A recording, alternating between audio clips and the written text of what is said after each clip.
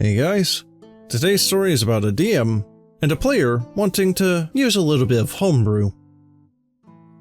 So, this story is dedicated to the people who have only ever been on the player side of the spectrum, and this might seem like a hot take, but I want you guys to hear me out as a person who has been a dungeon master for about 2 or 3 years with a decent amount of experience under their belt.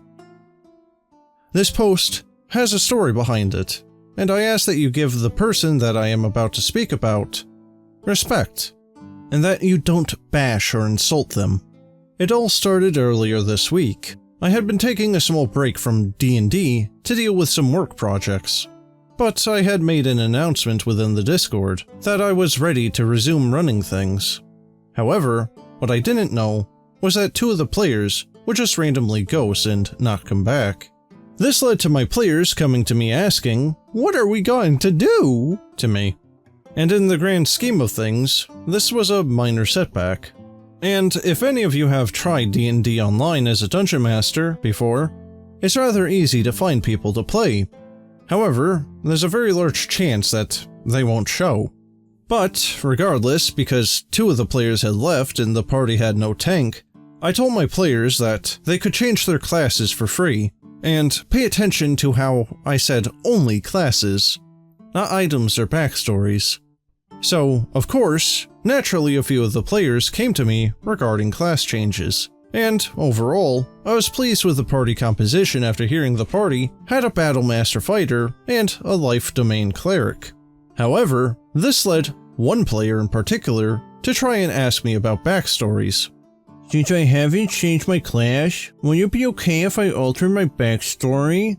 Now, while I didn't state that I would be allowing anyone to alter their backstories, this player hadn't fully fleshed out their backstory, so I didn't mind so much.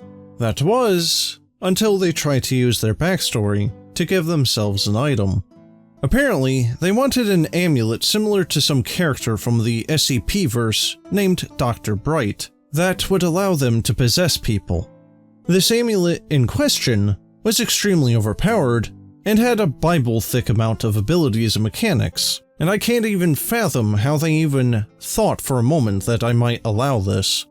And to exemplify the outrageousness of this amulet, it would take an entire other post to describe all of what it could do. So, obviously I told the player no, and they replied with, "Well, if you don't like it, just balance it and adjust it." And this sentence is what has me here now. And players, I say this with no disrespect intended, but I feel like this isn't spoken on enough.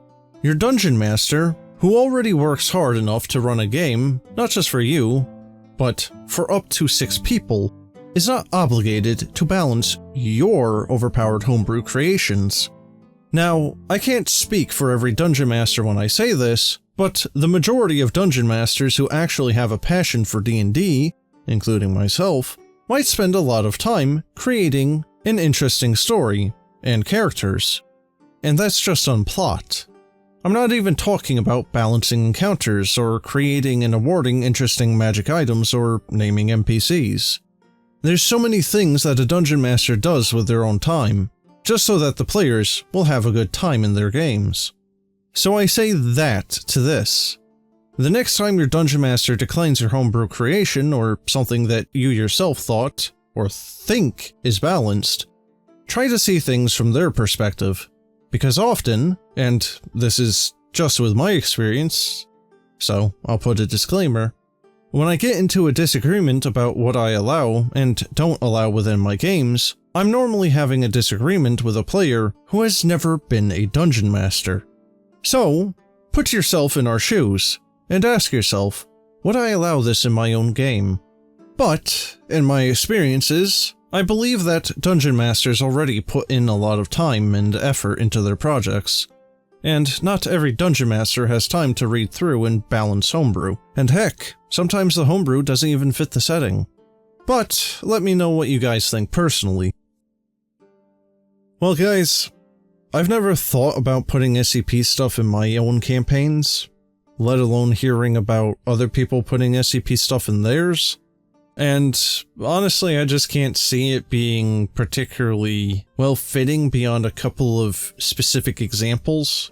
So let me know what you guys think about this in the comments below, and let me know if you've actually borrowed a couple of the SCP monsters or ideas and used them in your own campaigns or games. But in any case, that's the end of the story. I hope you enjoyed, and have a good one.